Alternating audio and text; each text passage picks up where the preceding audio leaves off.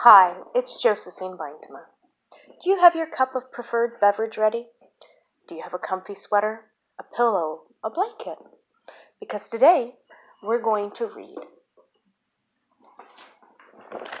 Chapter 1 of A Ring for Christmas by Josephine Beintema.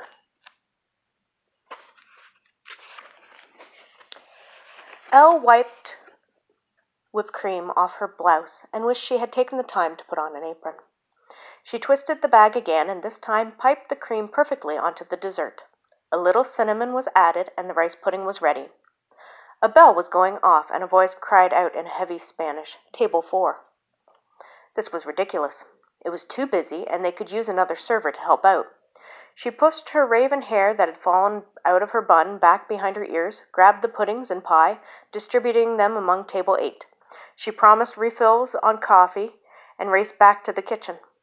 There was a moment of confusion as she had to separate table 4's order from table 1's. This was a waste of time. She had no idea how her parents dealt with this. Of course, there was 2 of them and only 1 of her. Plus, she was out of practice. She hadn't worked at her parents' diner in years. She served tables 4 and 1 in a rush, accidentally bumping into someone. He grabbed her shoulders to steady her. Elle looked up into brown eyes, curly black hair in need of a cut, a trim black beard, and a mesmerizing smile. He was a heartbreaker for sure. "Sorry, I didn't mean to bump into you." "That's okay." He had a sexy voice to match. No harm done. She edged around him and acknowledged that the coffee pot was coming to table 8. She needed help. Elle burst into the kitchen. "Polly, is there any way you can help out front? I know you have some waiting experience." "Who will bust tables and do the dishes?" Polly asked. "Did Aurora ever say when she was going to be back?" she asked in exasperation. Aurora was one of the waitresses. She tended to be unreliable. Elle wondered when her parents would get around to firing the girl. Polly rolled his eyes. "Your guess is as good as mine." Elle turned to Ramos. "Me puedes ayudar?" Ramos shook his head and explained in Spanish that he was just a cook. Elle threw her hands in the air and grabbed the coffee pot. She began making the rounds. Out of the corner of her eye, she saw that the stranger had bumped into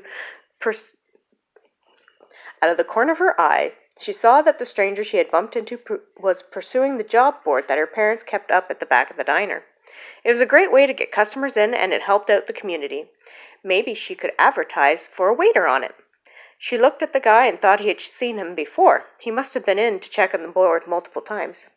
"Miss, could we see your dessert menu?" An elderly lady tugged on her sleeve. Elle forced a smile. "Sure, I'll have it for you in just a moment." Forget advertising. She needed someone now, before she lost her mind. Elle marched up to the handsome stranger and put out her hand in greeting. "Hi, I'm Elle, and we're hiring. Do you have any experience bussing tables and doing dishes? Can you start immediately?" "I'm Max," he said as he took her hand. He had a nice handshake. "Yes to starting immediately. No, I have no experience in bussing or dishes, but I promise I learn very quickly. If you don't like my work, you can always fire me." Elle decided to take a chance. She liked his smile. Too bad when she shook his hand she didn't feel a single thing. No thrill, no desire, not even a twinge that said he could be the one. Her mother always told her to wait for the man who made her heart sing. She was still waiting. "You're hired. You start now." Elle walked briskly to the kitchen. "Polly will show you what to do." "Polly, this is Max. Start him on dishes, then you can buss and help me. Once he has the hang of that, we'll put him on bussing tables."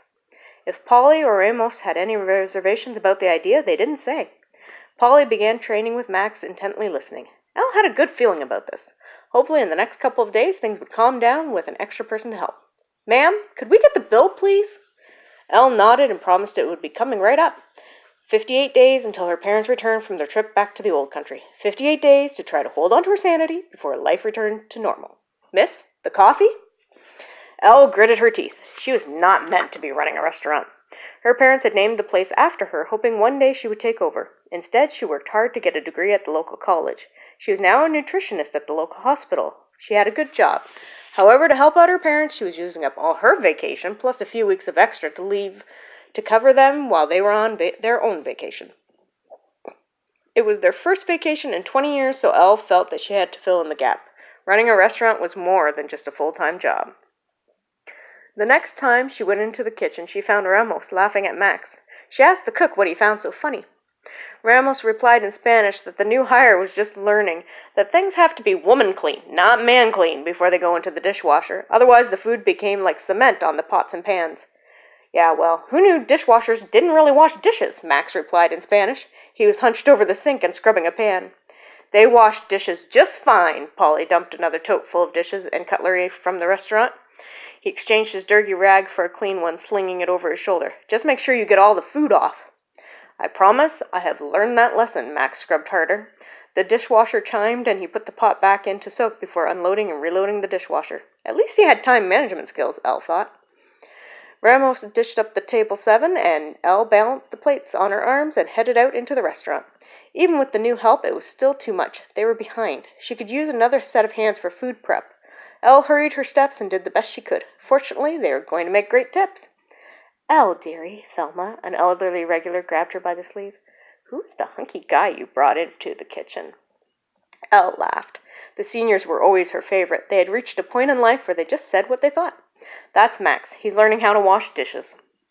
Well, he can wash dishes at my house any day, Thelma tittered. I'll tell him that, Elle grinned.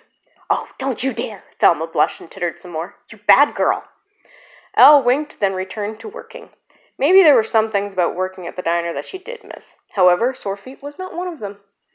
By the end of the night, it looked like their new employee had managed to master the dishwasher. He no longer burned his hands or did a half job at pre-washing. Elle was relieved. Bussing tables was the easy part as long as he continued to have good time management skills. Things should be easier tomorrow, which was good because her feet were killing her. She counted out the bank deposit for the night as Polly and Max wiped down tables and chairs, refilled napkins, checked the salt and pepper shakers. Ramos cleaned the kitchen, shining it to perfection as always. As they wrapped it up, Ramos and Polly left. Max lingered. Did you need anything else? I think we're done here, Elle said. Payday is Thursdays. You'll get your first check next week.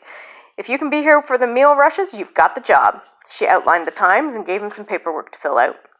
Thank you, Elle, Max said. I really appreciate this chance. I should warn you, it's probably only temporary. I don't actually run the diner, it's my parents' business. When they come back from their trip abroad, they'll determine for certain if you stay. When do they come back? Max asked. 2 months, just in time for Christmas, Elle said. Well, I'll just have to do what I can to make sure that you give me a good reference, Max smiled. Good night, Elle. Good night, Max. Elle watched him leave. It was too bad he didn't cause any sparks for her. Of course, she hadn't kissed him yet, so there was still a chance, Elle reflected. She finished locking up and took the bank deposit to drop off on her way home.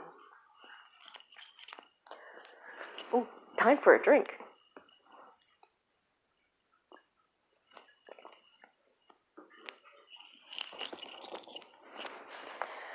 Noah finally had a lead on his brother Max. For the past year, he'd Googled, called hospitals, checked with all the friends his brother had, and more. His brother had been gone for 3 years. 3 years was a long time. He thought Max would have stopped being angry and reached out to him a while ago. He'd given his younger brother time to cool off. However, when Max didn't call, Noah decided he would reach out to him. The whole estrangement had started when the family company Ramesly Pharmaceuticals had released a drug that was supposed to help diabetic children metabolize food sugars, thus lessening the need for insulin. Instead, the drug had been fast-tracked through some clinical trials and had serious side effects, including permanently damaging livers and kidneys. The children who had been on the drug were irreparably damaged. Noah, thankfully, hadn't been involved in the testing of that particular drug. He worked as a scientist at Ramesly Pharma. Max had worked lobbying the FDA and politicians to gain approval to push marketing and production forward on a wide variety of products that Ramesly Pharma produced. You see why I don't read my own books. He had helped to get the drug to market, unknowing of its effects until it was too late. When the parents of the children affected came together to create a class action lawsuit against Ramesly Pharmaceuticals, Michael, their older brother, and the legal team had fought against the lawsuit and won. Max had accused David, their father and head of the company, of falsifying evidence, changing clinical trial results, and bribing the judge. Noah wouldn't have put it past his father to have done so. As it was, Max cashed in all his stocks and started a fund to help pay for the medical care of all the children who had been affected by Ramesly Pharma's bad drug. He had felt responsible. More than that, it was personal since their cousin Dylan's girl Shannon had been on the drug and was experiencing the same devastating side effects that the other children had. Dylan and Max had been friends for a long time. When David found out about the fund, he flipped. He had been adamant that Max dissolve the fund as it left the company open to possible liability. Max refused. David fired Max and made sure he was blacklisted by every company Ramesly Pharma had influence in. He refused to speak to Max, cutting him off and doing everything just short of denying his last-born son's existence. Noah could still remember the long argument between father and sons. Max had stormed out that day, and none of the Ramesleys had seen him since. Now Noah finally had a lead on his brother. He sat across Michael in Michael's office, waiting to hear his response to what he had found out. Noah: Max is 35 years old. He is capable of taking care of himself, Michael admonished quietly. Really? Because I found out that he's living at a men's shelter, Noah said angrily. He sat heavily in the chair across from Michael and glared at him balefully across the large desk. Sometimes I wonder if you even care. Michael looked at his brother in surprise. Why would you even say that? Of course I care. You never ask about Max. You've never bothered to even research for him. I come here to tell you what I found out, and you just mildly tell me to mind my own business, Noah explained with a little sarcasm. I wonder how I might think your feelings to be lacking. Michael sighed. He was getting a headache. He got up and grabbed an envelope out of his safe, tossed it on the desk in front of Noah. I know exactly where Max is and what he is up to. I've known the entire time. I knew when he sold his condo, the Jag, that he sold everything except the season tickets to the Yankees. You would have been better off to find him there had you merely thought about it. Noah took the envelope. It had numerous pictures of their brother over the last 3 years. Dates and locations were written on the back. There were short reports of what Max was up to. You've had him followed? Private investigator, Michael clarified. You're as bad as Dad, Noah declared. Michael was startled. He had no idea that Noah knew their father was constantly spying on nearly everyone with private investigators. You know? That Dad spies on us? Yes, Noah said darkly. How do you think he convinced me to work as a scientist here at Ramesly Pharma when I had a chance to have my own lab at Yale? He blackmailed you. What with? Michael asked grimly. Noah shook his head. It doesn't matter. Besides, working here has turned out better than I thought it would. You know that he wants you to take over the entire laboratory division, Michael asked. I'm okay with taking over the laboratory division. Granted, it's not the career that I would normally choose for myself, but if I can prevent another bad drug being pushed out for profit, I will, Noah declared firmly. Steps have been taken to try to ensure that it doesn't happen again. It's up to you if you want the position or not. Michael put the envelope back in the safe. As for Max, I'm not worried about him. He's camped on the dunes in the Sahara. He's backpacked in the Andes. He's stayed in hostels in Europe. He'll be fine in a shelter. He's chosen to put every dime he has into that fund of his rather than use it on himself. It's rather noble. It's foolhardy. Noah ran a hand through his hair. Who knows what sort of people are in that shelter? There could be a sociopath or two. Michael sat down, mildly remarking, It's quite likely. Noah gave him an incredulous look. You're not exactly making me feel better. It's also likely that we currently employ at least 8 sociopaths right here at corporate headquarters. They make up 2% of the population. However, not all sociopaths are killers, so I'm sure we'll all be fine. Privately, Michael thought their father could be one of them. Is this your idea of a joke? Noah asked. That's not funny. You worry too much. I know that you and Max are very close since you are only 2 years apart, but he's a grown man. He's okay, Michael tried to reassure him. Noah threw up his hands. I don't know what to do with you. I'm going to go see Max. Really see him and talk to him, not just spy on him. Good, Michael said. I think you should. What about you? Aren't you coming with? Noah asked pointedly. Not yet, Michael responded. Anne, Michael's secretary, knocked on the glass office door. At Michael's nod, she came in. Your father would like to see you in his office, Michael. Thank you, Anne, Michael replied. She came forward and laid a couple of files on his desk. I thought he might want to talk to you about the Desmond lawsuit. I pulled the files just in case, she said. Michael gave her a small smile and she left. Noah stood abruptly. He'd had enough of this. I'm really disappointed in you, Michael. He walked toward the door, but Michael's voice stopped him. No, wait. Michael pinched the bridge of his nose, then rubbed his eyes against the headache that was blooming. He sighed and lowered his hand. Max probably thinks that I sided with Dad. I wanted to pull the drug in a much slower, press-friendly way that would keep the company's reputation intact. Max wanted everything done immediately at the time. If I show up with you, he's likely to turn us both away. If you go... The two of you have always been closer. You played together, you were nearly the same age, had similar interests. He'll be angry, but he'll accept you. It's not that I don't want to talk to him, to see him, to make sure he's all right.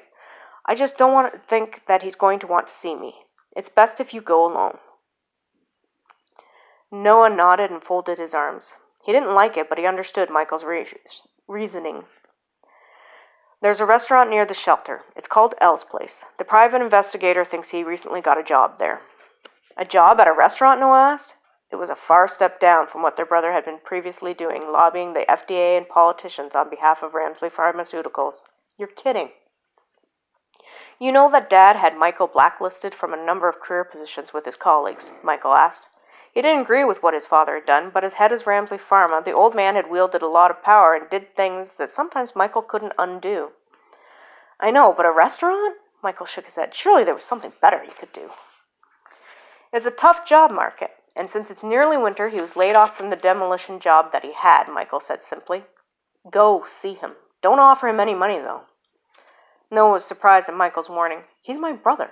He's worked at a restaurant and lived in a men's shelter. If you don't think I'm going to offer him money, you're out of your mind." "Noah, every man has his pride. If you want him to talk to you ever again, you'll leave your wallet at home." Michael shrugged. "Make a contribution to his fund, but not to him." Noah grimaced. They both knew that the fund was underfunded. Max was channeling every penny that he earned into it, but those kids needed expensive medical care. "Fine. Have you made any contributions lately?" "The company that bought Max's shares donates every 3 months," Michael said mildly. "I asked if you did, not some company that profiteered off of Max's bad decision to sell his shares." Noah glared at his brother. "Noah, I put the money under the company that bought out Max. If anyone had bothered to check, it's a dummy company in Max's name so that he still retains ownership of his shares." Noah was surprised. It was a lot of money, and Michael had basically just contributed a huge amount of Max's benefit fund while protecting Max's stock in the company. "I'm sorry, Michael, I didn't know." "No one does." Michael sighed. "It's better if they don't. For both our sakes, please don't tell Dad." "I won't," Noah quickly agreed. He could imagine the repercussions that might happen. "Thank you," Michael said. He grabbed the files and stood. "You'll tell me how Max is?" "Yes, I will." "I better go before Dad gets impatient," Michael grimaced. "You know how he can be." Noah nodded. Their father was not the most patient man. He watched Michael leave the office and debated on the approach he should take to contact Max. He decided he wasn't much of a patient man either. He would just confront Max directly and see what happened. It didn't take long to get to the restaurant that Michael had mentioned Max might be working at. It was a crowded downtown area with limited parking. "You coming to listen too?" "Yeah." The place was small, but had a lot of customers. Noah was lucky to find a table, and he ordered a coffee. It was obvious that he annoyed the waitress by taking up an entire table for 1 cup of coffee, but now that he was here, he had no intention of giving up his seat. There was no sign of Max, but Noah intended to wait and see what happened. He took out his phone and began sorting through emails. If nothing happened, he'd talk to the waitress and ask if she had seen Max. He had some old photos still on the phone with his brother that he could show her to help identify who he was looking for. Max grabbed a tote in the kitchen and headed into the restaurant. He started clearing off tables, but abruptly stopped as he spied who was sitting at table 5. He dumped the tote on empty table 2 and stood, glaring down at his brother, arms crossed on top of his crisp white apron. "Really, Noah?" Noah looked up from his phone and set down his coffee, feigning surprise. "Max!" Max put up a hand to stop Noah. "If you think for one moment that I am going to believe that this is a coincidence, you're out of your mind. You don't respond to my calls. You don't visit. I barely even found where you were," Noah complained, dropping the surprised act. "I missed you, okay? You're my brother, and I'd like to be able to talk to you once in a while. Maybe catch a game or something." "I don't have time for this. I'm working," Max said. He turned and grabbed the tote again, rubbing down the table with a rag. "Hey, we can meet later," Noah said. "I'm willing to meet you whenever you want. I just want to talk to you again." Max ignored him and picked up empty dishes from table 7. "Come on, Max, you can't stay mad at me forever. I took your side, remember?" Noah followed him around. "I didn't see you leave the company," Max muttered. Noah ran a hand through his hair, frustrated. "There's a reason for that. Maybe if you talked to me, I could explain." "Is this guy bothering you?" a woman asked Max. She had an apron on and a pen stuck in the bun in her hair. She was beautiful in an exotic way, with rich, dark hair, deeply tanned skin, and eyes that slanted at the end. Noah recalled that she was the irritated waitress who had served him coffee. Him? Max scoffed. I'd have to care for him to annoy me. Max, that's not fair, Noah protested. I'm your brother. You care. I could have Ramos and Polly throw him out, she offered, eyeing Noah. Nah, I can take care of him, Max said. Seriously? Noah eyed Max. He had gained some muscle since they'd last met. In all our years, you haven't managed to best me yet. As I recall, you haven't been around for a couple of years. I've got new moves, Max declared. You're right. I haven't been around for a couple of years. Noah put out a hand. Come on, Max. Forgive me? Why did it take you this long? Max asked, ignoring the proffered hand. Hey, I'm not the one who changed my number. You could have called me any time, Noah protested. Plus, you weren't exactly easy to track down. Max hesitated. You know you missed me too, Noah cajoled. That's not the point. You're supposed to have my back, and yet you still work for him. Max grabbed his tote and headed into the kitchen. Noah made to follow, but the raven-haired beauty stepped in front of him. Hi, my name is Elle. By health board regulations, you can't go into my kitchen since you are not in my employ. Please go back to your coffee and leave my employee alone. Hire me. Excuse me? Elle blinked in surprise. Look, lady, Noah fished out his wallet. I'll give you $1,000 to hire me. I'm not going to let my brother hide from me in the kitchen. Who carries $1,000 around in their wallet? Elle wondered. She grabbed the cash. Done. You start tonight. Grab an apron. Pardon me? You're hired. I need a waiter, she smiled brilliantly at him. You can now bother Max every single break you get, but not during working hours, as I expect you to pull your weight. You work the same hours he does. It'll be great. I hope you wore comfortable shoes. I quit. She handed him back the money. I thought so. What does that mean? Noah demanded. You think that you can just walk in, spread some cash, and get what you want. Elle tossed over her shoulder as she went into the kitchen. Everything worth having is much harder to get than that. Noah followed her into the kitchen. You don't know the situation. You're in my kitchen, Elle put her hands on her hips and glared at him. Get out before I call the police. Really, what are you going to ask them to charge me with? Noah rolled his eyes. Harassing my employee. Elle pointed to Max, who was loading the dishwasher, firmly ignoring them. Fine, Noah grabbed Elle's hand, causing it to tingle. He slapped the 1,000 into it. Show me where the aprons are. What do you mean, show you where the aprons are? Max asked suspiciously. I just got a job, Noah replied. No, Max said angrily. This is not happening. Tell me you are not letting him work here. Elle smiled grimly. I need another person. If your brother can prove he's up for the challenge and master the job, then he can have it. If not, I'll fire him like any other employee. That's all that I ask, Noah said. Tell me you're joking. You already have a job, Max growled. I won't talk to you, so what, now you become my stalker? Whatever it takes, little brother. Noah looked at Elle. Aprons? Elle pushed her way out of the kitchen. Part of her thought she was out of her mind getting between two brothers like this. It would probably backfire and she'd be out two workers in a dramatic fashion. Another part of her wanted to help reunite them. She always thought that families should stick together. She loved her parents and had hated being an only child. If she did get married, she'd have at least 3 children, maybe even 4. She could imagine a rough and tumble boy with a couple of girls to dress up for church. Elle pulled herself away from her musings, giving Noah an apron. She showed him where he could store his suit jacket, then gave him a pen and order pad. She grabbed some menus, and he trailed her to a table. Hi, my name is Elle. While you have a look at the menu, what can I get for you to drink? Elle jotted down their drinks, found out if everything went on separate or the same bill, then put a number at the top of her order pad. She brought Noah back to the counter. The number is the table number. You find them taped to the corners of each table. Always start from the left to the right, then you'll remember who ordered what and give them the correct food. I'll give you a sheet of shorthand to memorize tonight. In the meanwhile, you just have to get a cramp in your hand from writing, Elle said crisply. Drinks are over here. She pulled out the cash that he had given her and put it in a large jar. This is the tip jar. It gets split between all staff at the end of the night. Your job is to be a good enough waiter that the customers like you and tip well. If not, Ramos isn't going to be happy. He has a wife and 7 kids to feed. 7? Noah arched a brow. Hasn't he ever heard of birth control? They wanted a big family. Elle made a tray of drinks for table 3. Here, you get to deliver this to table 3. I hope you are paying attention to who's getting what. Remember to take the tray back here. Yes, ma'am. Noah gingerly took the tray and made his way to the table. It was easy to see that this was not something he was used to doing. Elle shook her head. She'd probably made a mistake. Well, if he didn't work out, she would fire him. She quickly went to another table and got their order. She smiled as a customer asked her about her newest employee. I'm afraid I don't know his name yet, Gladys, but it's just temporary until Aurora comes back. Gladys peered at her through her cataracts. You think there's something wrong with the economy? All these men taking women's jobs? Probably, Elle agreed and left as quickly as she could. Gladys was a lovely lady, but she could talk for hours, and Elle simply did not have the time to chat. She joined Noah behind the counter. Your name? Excuse me? What is your name? I can't keep going. Hey, you! All night long, Elle pointed at the coffee pot. You can go around and give refills. Noah, he grabbed the coffee pot. Are refills free? That doesn't seem very economical.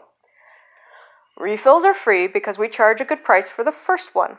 Plus, most people who linger over second coffee purchase dessert, Elle explained. Now go before they start turning into zombies because they don't have their caffeine. Elle entered the kitchen and gave Ramos the next order slips. She loaded up her arms again with plates. Elle, could we talk about this? Max asked. Nope, no time right now. She definitely moved around him and went into the diner. She served the appropriate table, then showed Noah how to make coffee, where to find the tea.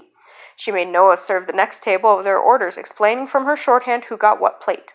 He was able to balance 3 plates, another minor miracle in her books. He also had a decent memory, another miracle. Maybe he was teachable after all. Strangely enough, he didn't even look ridiculous in the half-black apron worn by the waitstaff. Elle sighed. She had 2 gorgeous brothers under her employ. One ruggedly handsome, one preppy handsome with short hair and a clean shave. Too bad they were fighting. She wondered if they were both single. She hadn't seen any wedding rings, but that didn't always mean anything. What's the deal between you and Max? Elle asked during a lull. She had Noah pre-filling coffee filters behind the counter. Noah made a face. Max is mad because I didn't support him as much as he'd hoped a few years ago. Should you have? Elle tilted her head to have a look at Noah. He was slightly shorter than his younger brother and leaner. Not by much, though. Yes, but there are a few things that Max doesn't know about. If you should have helped him, then you should have. The rest is just excuses. Elle changed the paper in the debit machine. You don't know what happened, Noah sighed. Sometimes things get really complicated. Another excuse, Elle said. Either you do something or you don't, and you live with the consequences. Look, lady, this is between me and my brother, Noah said angrily. My name is Elle. She put her hands on her hips. And since both of you are working for me, anything that affects my diner is my business. Polly plunked down a couple of plates of salad. If you two are done flirting, here's the food for table 6. I'm going to make up some extra egg salad. You need to get some mayo. We're nearly out. I've got this. Noah grabbed the plates. He didn't appreciate Elle sticking her nose where it wasn't wanted. Elle rolled her eyes and added mayonnaise to her list of things to get. She wondered when she was going to have time to go shopping. The delivery service only gave certain products, and some of them were overpriced compared to purchasing them in bulk at a grocery store. When in the restaurant business, it was important to pinch every penny. Finally, things wound down, and they were able to do the closing routine. As Ramos and Polly left, Elle asked Max to stay back a moment. If you don't mind, I'd like a word with you. She eyed a displeased Noah. You can bother him tomorrow, or the next day. You've got time. Rome wasn't built in a day. I'm coming back tomorrow, Noah said to Max. Max just shrugged and crossed his arms. Elle waited until Noah was out the door before asking Max, Is it going to be a problem, the two of you working together? As long as he doesn't talk to me, Max said, pulling out a chair. Stop sulking, Elle said sharply. At Max's surprised look, she said dryly, You're practically pulling a muscle, pulling your lower lip out like that. I'm sorry, Max sighed. I'm glad he's making the effort, but I'm still mad at him. Basically, you want to make him sweat before you forgive him. Something like that, he said ruefully. It's been 3 years. I've missed Noah. He and I used to be really close. He was pretty much my best friend. What happened? She asked, taking a seat. Ever heard of Ramesly Pharmaceuticals? Max asked. At her nod, he continued, I used to work there. In fact, the owner is our dad. There was a drug that we released that hurt a lot of kids. I've been trying to help those kids by providing for their hospital care. Because I did that, my dad basically threw me out of the company and doesn't speak to me. In fact, this is the first time I've seen Noah since it all happened. Why would they not speak to you? I was confused. You were just trying to help. It opened the company up to liability, like I was admitting there was something wrong with the drug. Max ran a hand through his hair. There is something wrong with the drug. They've since pulled it, but it's too late for those kids. Elle was sympathetic. Did Noah side with your father? No, he argued that we should pull the drug just like I did, only he didn't walk away from the company. He shrugged. I thought he would. That way we could push Dad's hand, maybe make him do the right thing. It was the first time Noah's ever let me down. He said he wants to explain. Maybe he had a reason why, Elle said gently. Perhaps you should listen to him? I will. Just not yet, Max said. I'm going to make him work for it. Elle laughed. Is that what brothers do? He grinned at her. Absolutely. Don't you have any siblings? No, I always wish I did, though. Well, I have 2 brothers, Noah and Michael. Noah and I were the closest. We did almost everything together, and I could always count on him. Michael is older than us, but he taught me how to ride a bike, how to swim. Max laughed. He almost taught me how to sail a boat, but I capsized his, and that was the end of the lessons. That sounds like a lot of fun, she smiled. You must miss them. I do, he sighed. We were really close, and this whole thing broke us up. Well, then make sure you don't throw this opportunity to reconcile away. I won't, Max nodded. Thank you, Elle, for both the job and the talk. You're welcome, Elle smiled as they closed up the restaurant. Despite her protests, Max walked her to her car. She liked that and made her feel special. She wondered if his brother would have done the same. So that was chapter 1 of A Ring for Christmas. I hope you enjoyed it, and we'll talk to you later.